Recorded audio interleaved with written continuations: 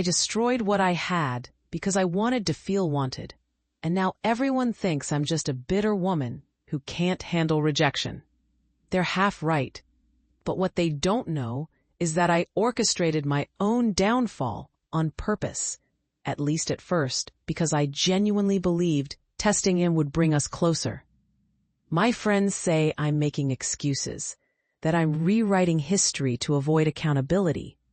And maybe I am. But there's a specific moment no one knows about that changed everything. The fallout has cost me more than just him. My best friend won't return my calls because she's now his confidant. My family thinks I sabotaged a good thing because I'm commitment phobic. And he's moved on so completely, so publicly, with someone I introduced him to, that mutual acquaintances avoid me at social gatherings. The woman I see reflected back at me through their pitying glances isn't someone I recognize, but she's someone I created through a series of choices I convinced myself were justified.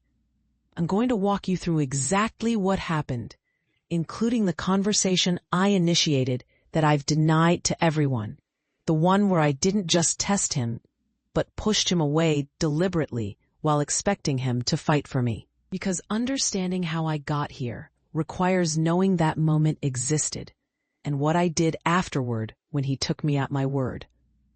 James wasn't the kind of man who swept you off your feet.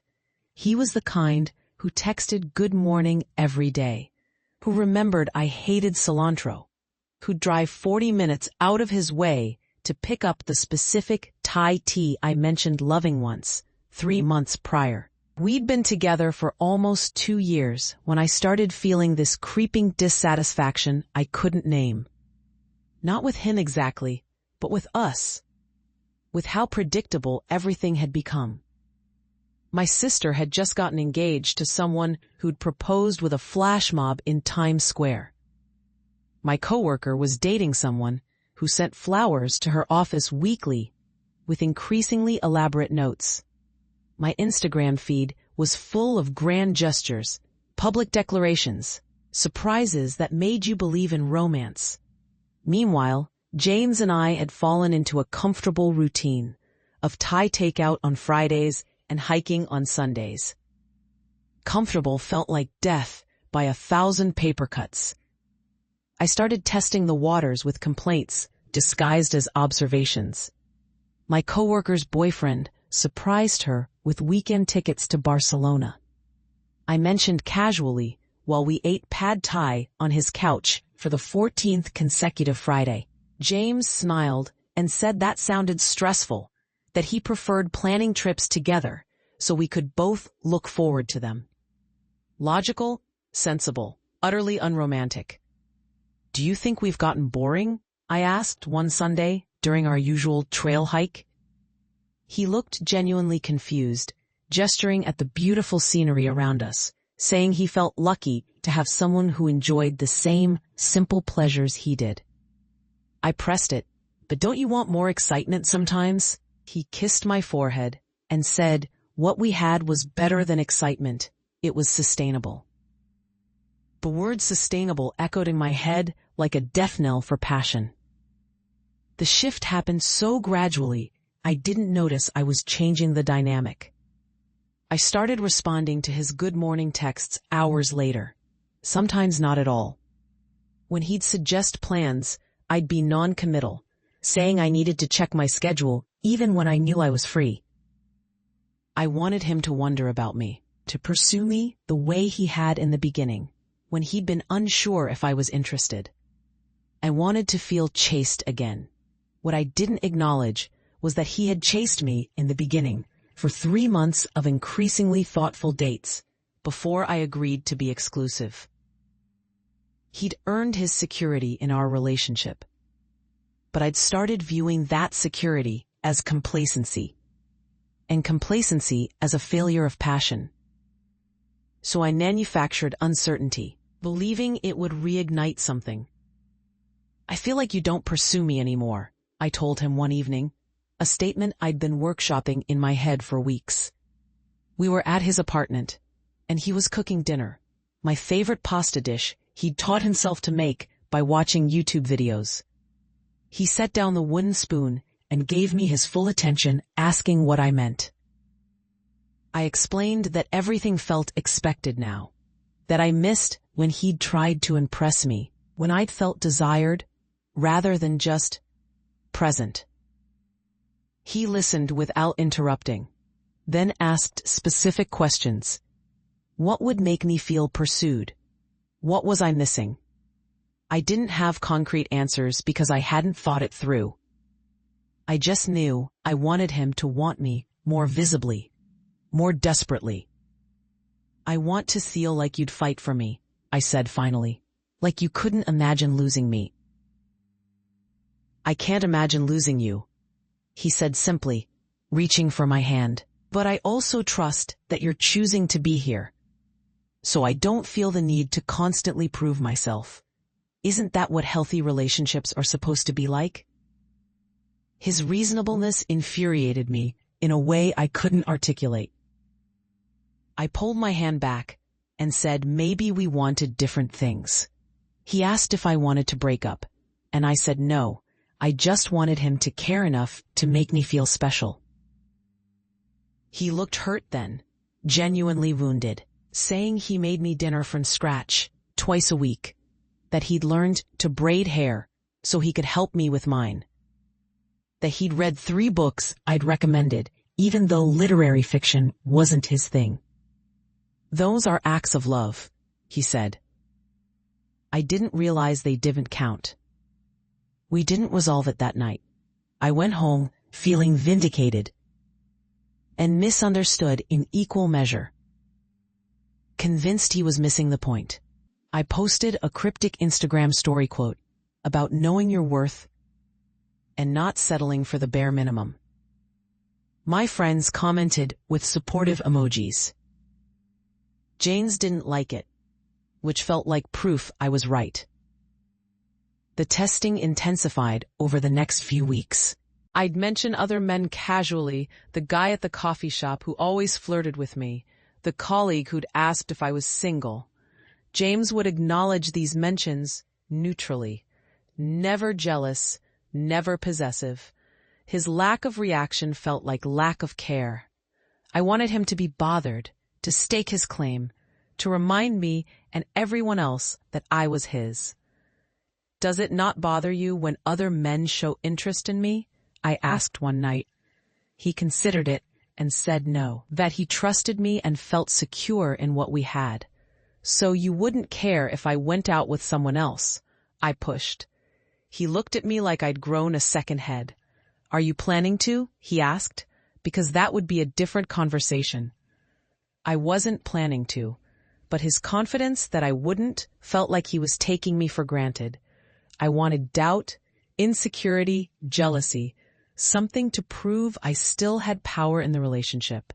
So I started creating distance, pulling away to see if he'd pull me back. I canceled plans last minute, claiming work emergencies or sudden headaches. He'd express concern and bring me soup, which wasn't the point at all. I'd go days without initiating contact to see how long it took him to reach out first. He'd usually give me 2 days of space before checking in, asking if everything was okay, saying he was here when I was ready to talk. His patience felt like indifference. My best friend Rachel noticed the change in me. You seem unhappy, she said over brunch one Saturday. Is everything okay with James? I launched into my complaints that he was too comfortable, too predictable, that I felt more like a habit than a girlfriend. Rachel pointed out that I'd spent the previous year raving about how healthy and stable our relationship was, how refreshing it was to date someone emotionally mature after a string of toxic exes. Maybe I missed the passion of those relationships, I admitted. Rachel stared at me like I'd announced plans to jump off a bridge. You mean the passion of being gaslit and breadcrumbed and kept in constant anxiety? She asked. That's not passion. That's trauma bonding. But her words didn't land the way she intended. Part of me did miss that intensity, that constant uncertainty that made every good moment feel like a victory. I didn't tell Rachel what I'd already decided to do. That night, I was going to tell James I needed space, that maybe we should take a break so I could figure out what I wanted. I'd practiced the speech in my head. I expected him to protest, to say he couldn't lose me, to promise to be different. I expected him to fight. We met at his apartment. He'd made dinner again, which I barely touched. When I launched into my prepared speech about needing to feel pursued and maybe needing time apart to rediscover myself, he sat quietly, listening in that attentive way of his. I explained that I felt taken for granted, that our relationship had lost its spark, that I missed feeling desired the way I had in the beginning. When I finished, he was quiet for a long moment. Then he said, "If you need space, I respect that. I don't want to be with someone who feels trapped or bored. You deserve to feel excited about your relationship." I waited for the but, for the plea to reconsider. It didn't come. Instead, he asked, "Is this a break or a breakup?"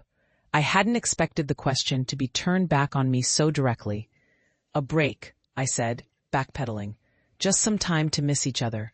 He nodded slowly and said, "I already miss you when we're apart. But if you don't feel the same way, then maybe we want different things." This was the moment, the one I've denied to everyone. I could have backtracked, could have admitted I was being irrational, could have recognized that I was manufacturing a problem to satisfy some narrative about what love should look like. Instead, I doubled down. "Maybe we do want different things," I said. "I want someone who can't stand the thought of losing me." "I can't stand the thought of losing you," he said quietly, "but I also can't force you to stay. That's not pursuit, that's coercion. If you're asking me to beg, I won't do that. I love you, but I love myself too much to debase myself trying to convince someone to be with me."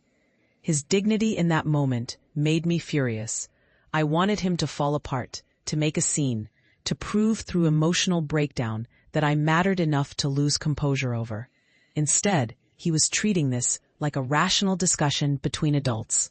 "Fine," I said, standing. "Then I guess we're done." I expected him to stop me as I walked to the door.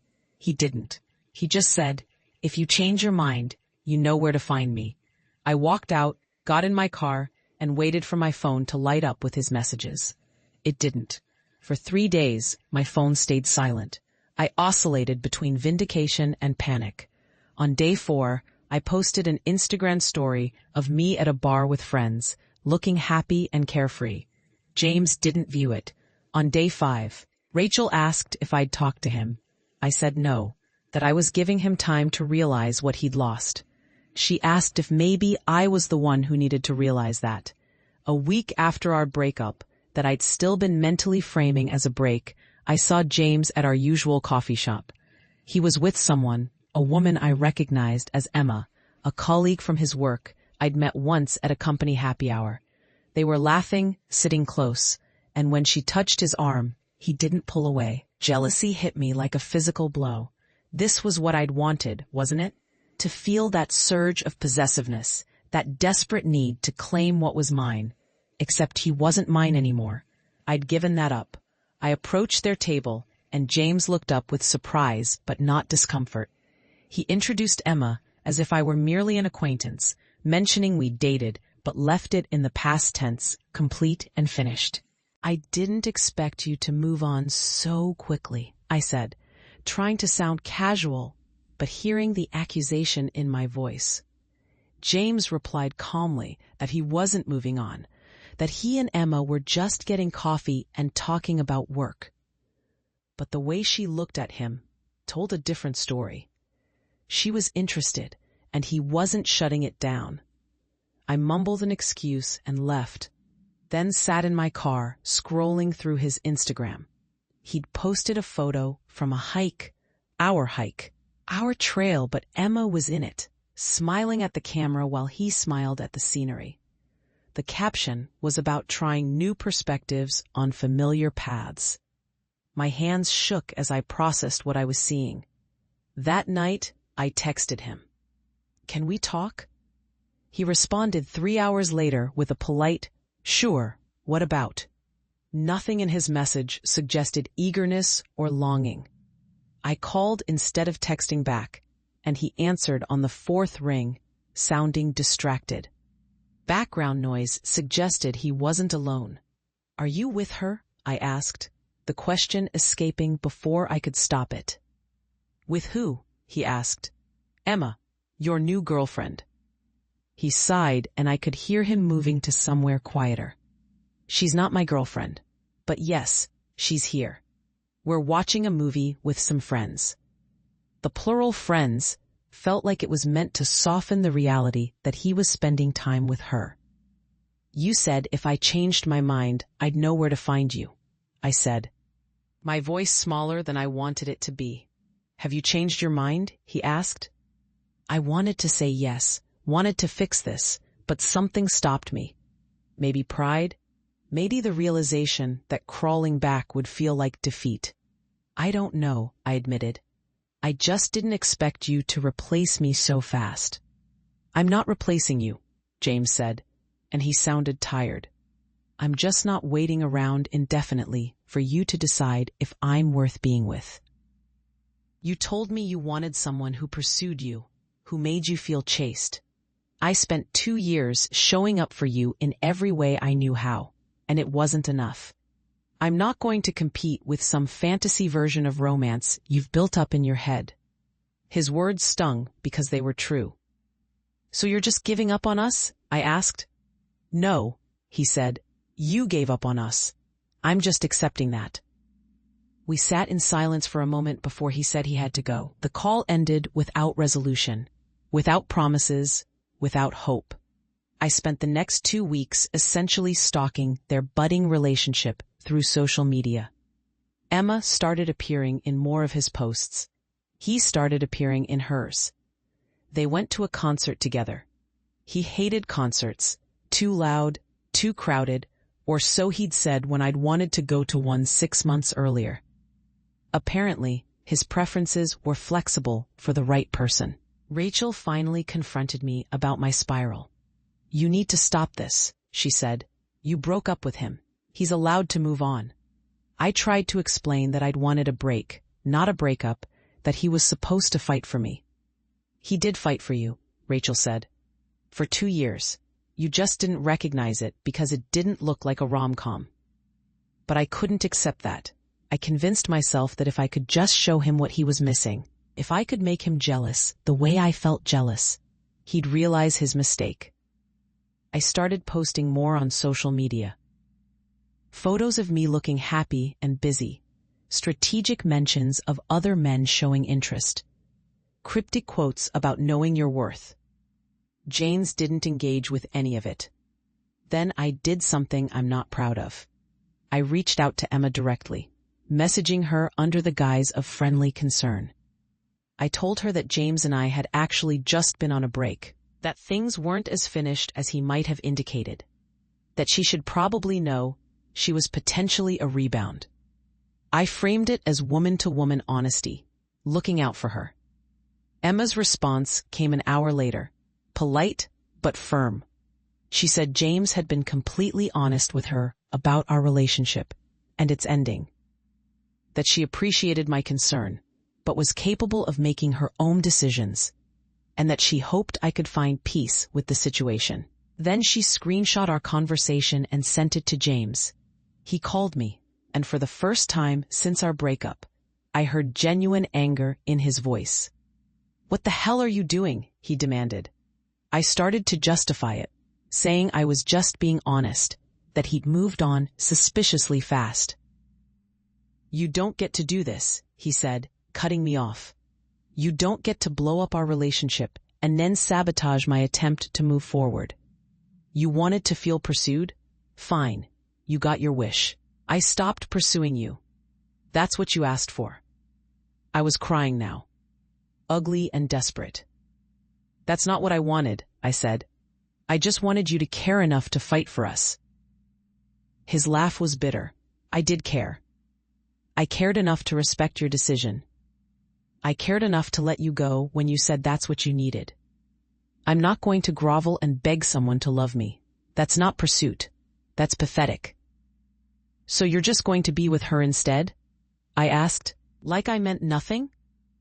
There was a long pause. You meant everything, he finally said. But you made it clear that everything I did wasn't what you wanted. Emma appreciates the things you found boring. She doesn't need me to perform romance. She just needs me to show up, which I'm good at. I'm tired of feeling inadequate for being myself. The call ended badly, with me begging and him remaining resolute. I texted apologies that went unanswered. I sent flowers to his work with a note about making a mistake. He thanked me via text and asked me to stop contacting him. When I showed up at his apartment 2 days later, he didn't answer the door even though I knew he was home. I sat outside for an hour before a neighbor asked if I needed them to call someone. Rachel stopped taking my calls after I monopolized 3 consecutive conversations with James' obsession. My sister told me I needed therapy, that my behavior was becoming concerning. My mom gently suggested that maybe I'd romanticize drama and mistaken healthy stability for lack of passion.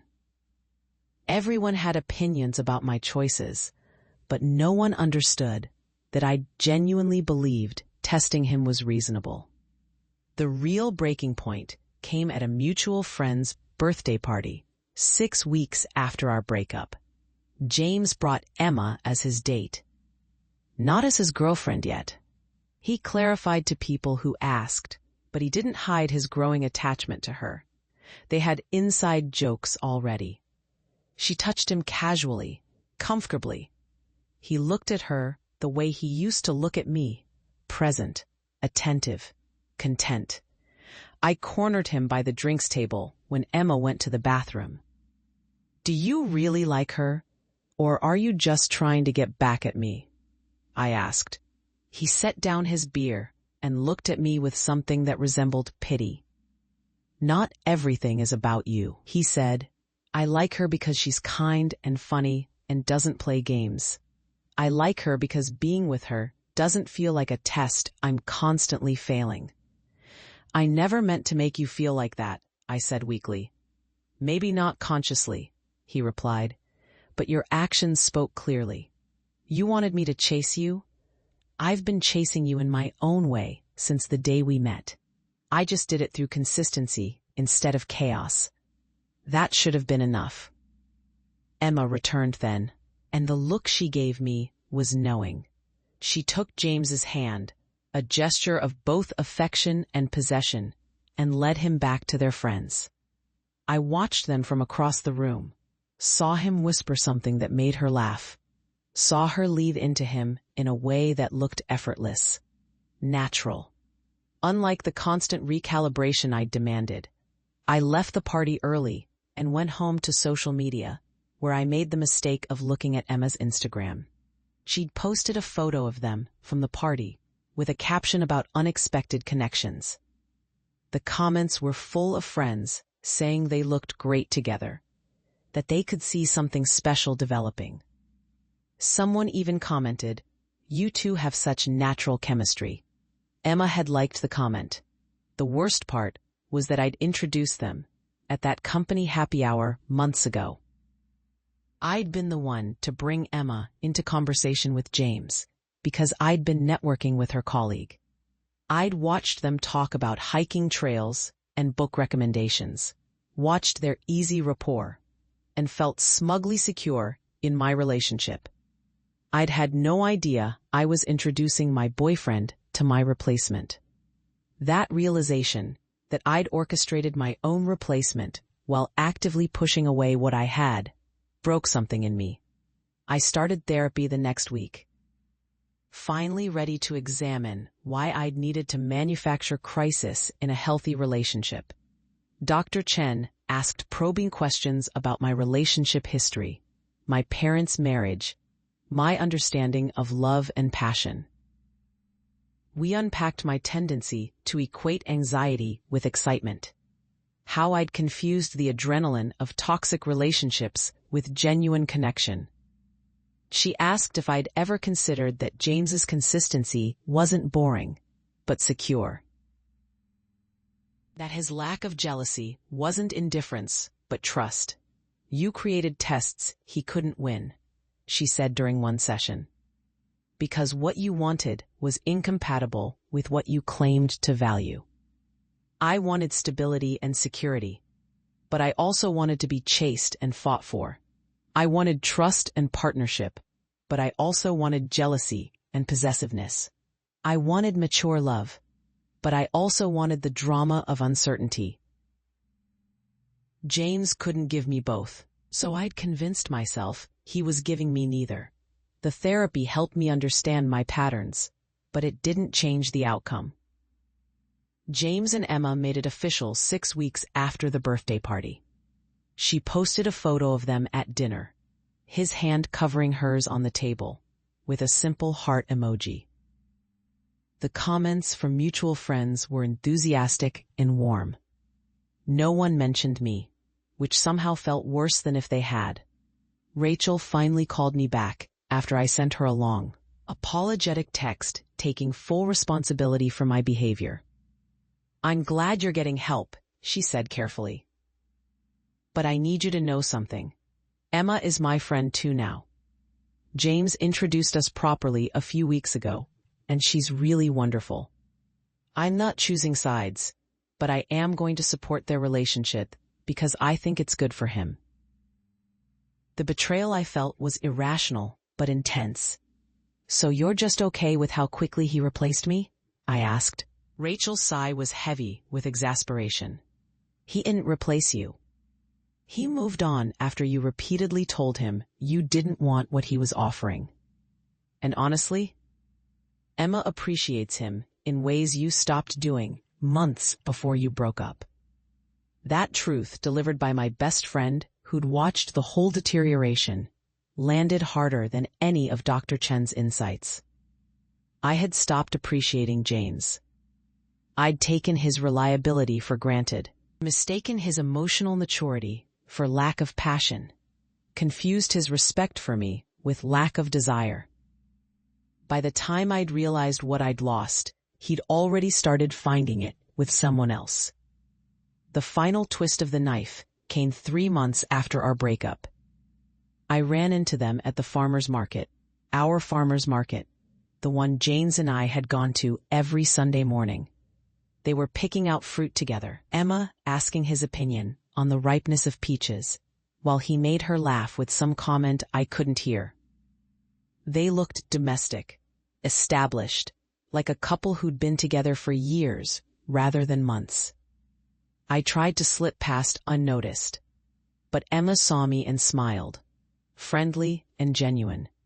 "Hey, how have you been?" she asked, as if we were friends, as if she wasn't living the life I'd discarded.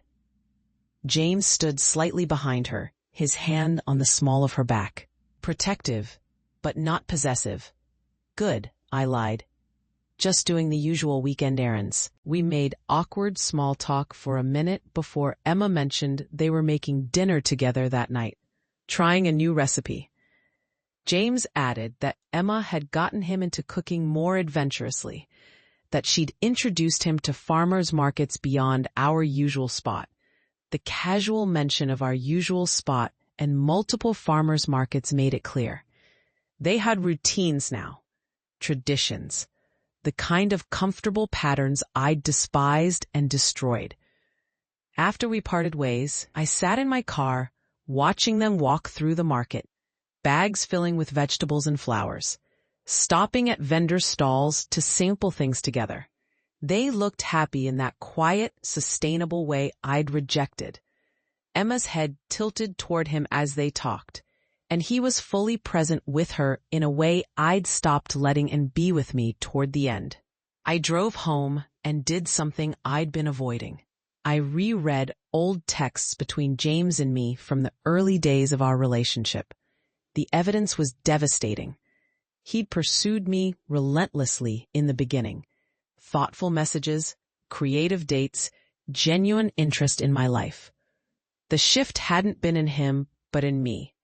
Once I felt secure, I'd started viewing his consistency as failure rather than success.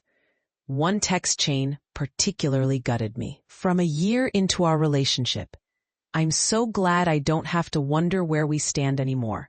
I'd written, it's such a relief to just be happy without games.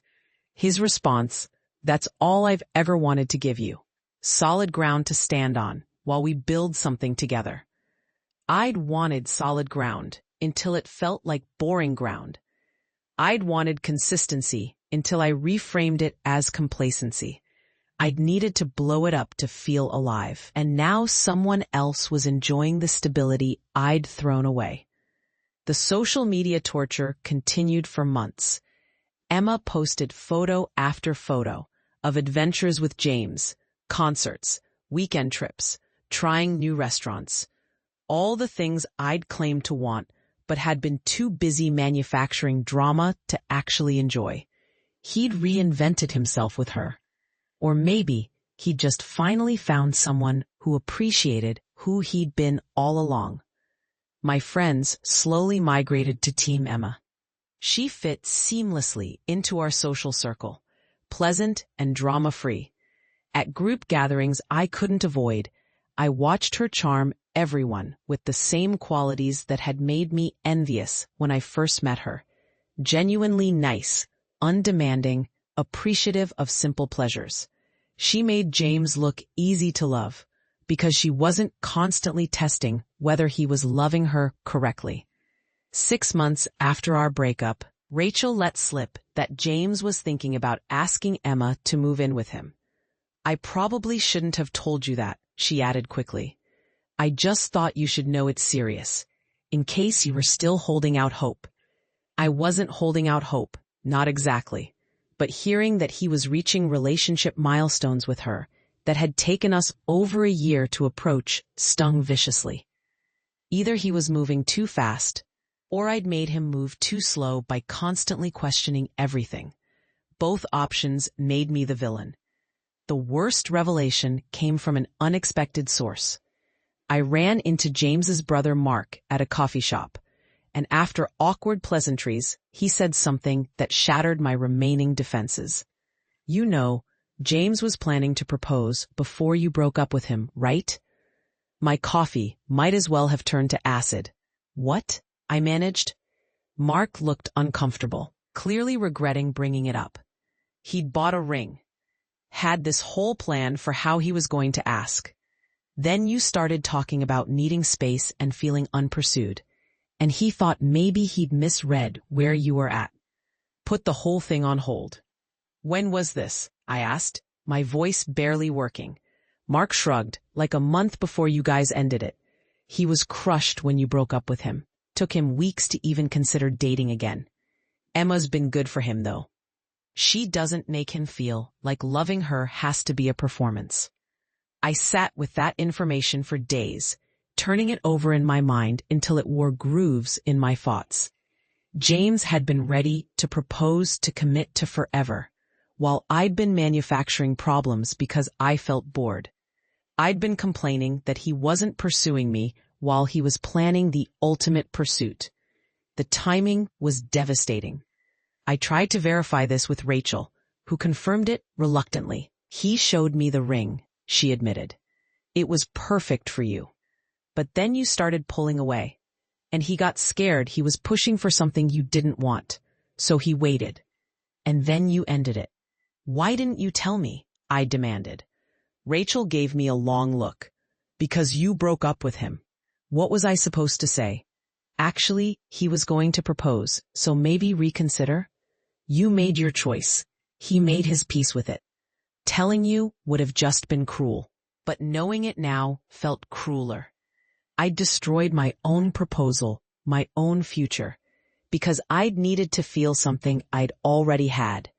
James had been showing me devotion in every way that mattered, and I'd rejected it because it didn't match the theatrical production I'd convinced myself love should be. The engagement announcement came 8 months after our breakup. Emma posted a photo of her hand with a simple but beautiful ring, James's hand underneath hers. The caption was pure Emma. the easiest yes I've ever given. The comments exploded with congratulations. Even Rachel commented with heart emojis. I stared at that ring for longer than I should have, wondering if it was the same one he'd bought for me, or if he'd chosen something new for her. Either option hurt. If it was the same ring, then I'd been replaced in the most literal sense.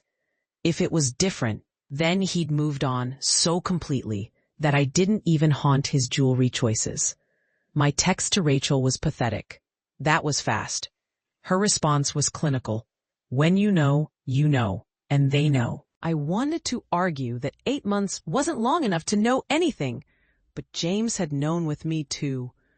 I'd just convinced him he was wrong. I didn't reach out to congratulate them. I couldn't summon that level of maturity.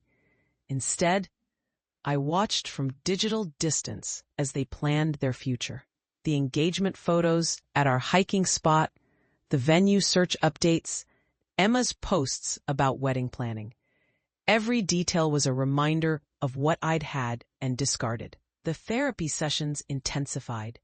Dr. Chen pushed me to examine why I needed to punish myself by following their relationship so closely.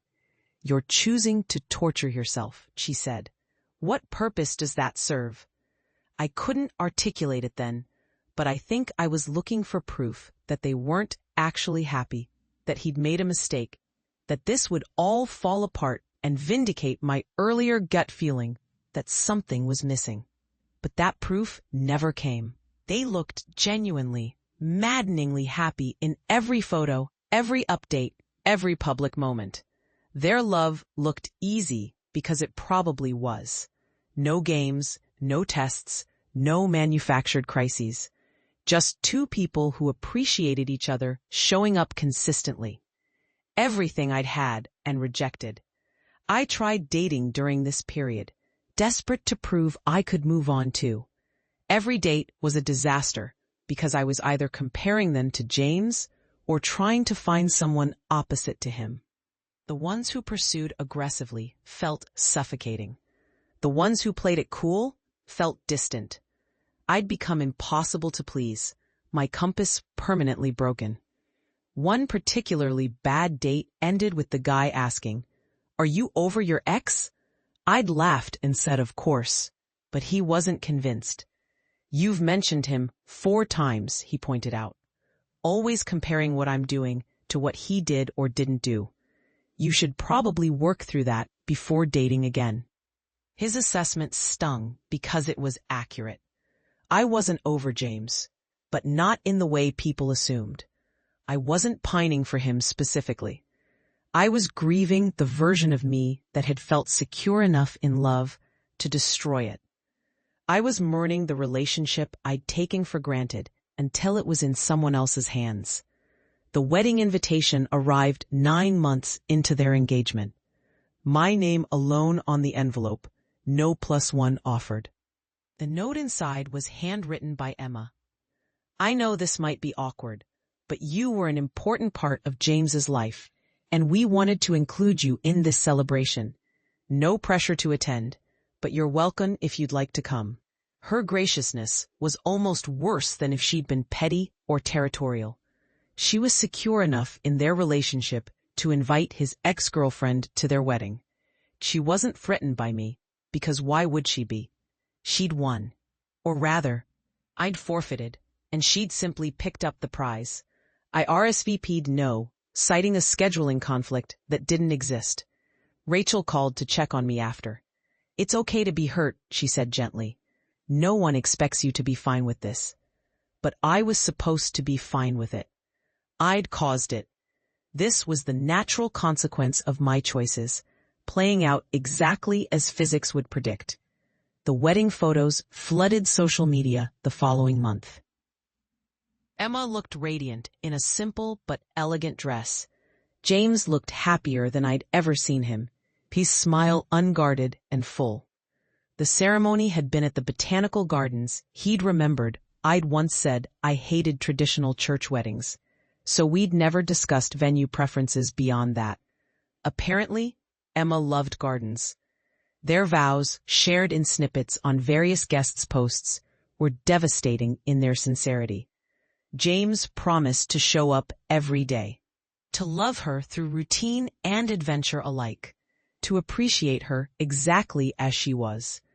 Emma promised to never take his consistency for granted, to see his reliability as the strength it was, to build a life where they could both feel at home. Those vows felt written as rebuttals to my criticisms, even though they probably weren't about me at all. That was perhaps the hardest thing to accept, that I'd become irrelevant to his story, except as the chapter that taught him what he needed in a partner. I'm telling you all of this now because I saw them yesterday, 1 year after their wedding. I was at a bookstore and they walked in together, James's arm around her shoulders while she laughed at something on her phone.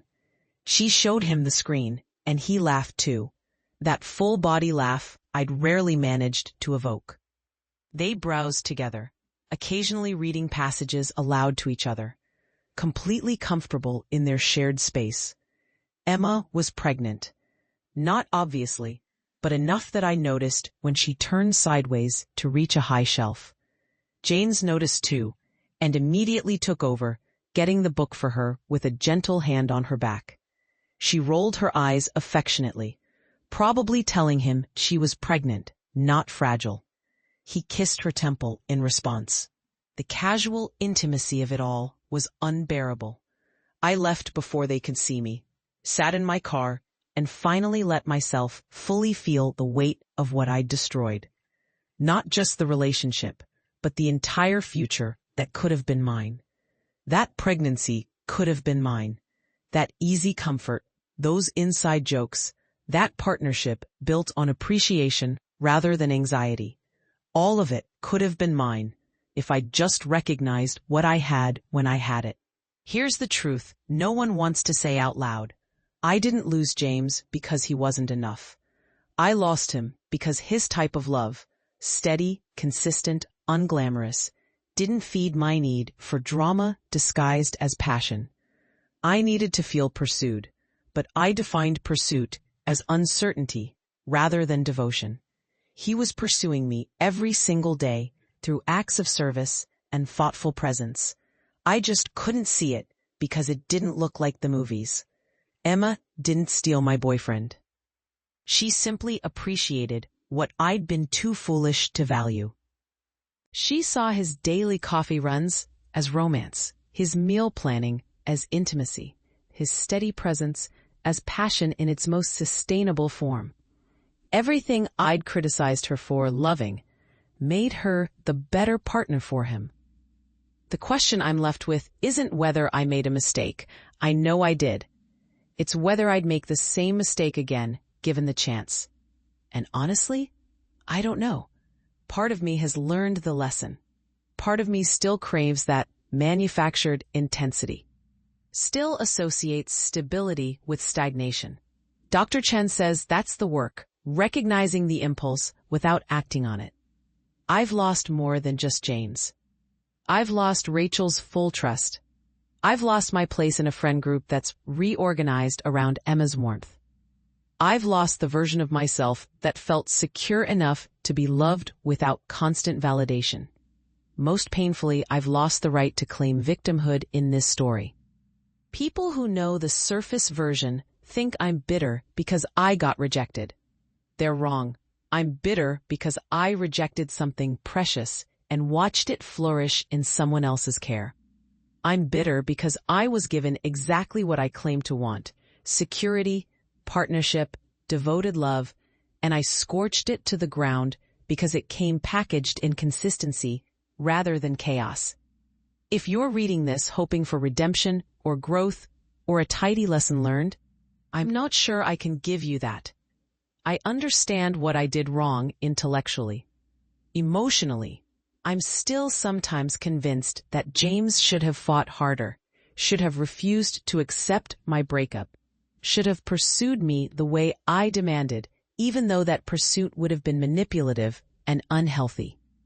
The cognitive dissonance lives in me permanently, now knowing I was wrong, while still feeling, on some level, that I was justified. That's the part I can't reconcile in therapy or friendship or the court of public opinion. I wanted him to respect my decisions and also ignore them. I wanted stability that felt like excitement. I wanted to be pursued while feeling secure. What I've learned, if I've learned anything, is that you can't manufacture the feeling of being fought for without creating the conditions that make fighting necessary. James gave me peace, and I mistook it for apathy. He gave me trust, and I needed jealousy. He gave me sustainable love, and I craved unsustainable intensity. So yes, I said I missed when men pursued me. He stopped. And now he's pursuing her instead. Or rather, he's building a life with her, while I'm left analyzing where mine went wrong. The pursuit I needed was never about him chasing me. It was about me choosing to stay put long enough to build something that didn't require constant validation to survive. That's what I destroyed. That's what Emma has. And that's why I'm writing this at 2 a.m. on the anniversary of what would have been our 4th year together. Watching their wedding video that someone tagged on social media. Finally admitting that the person who sabotaged my happiness was me. Make of that what you will.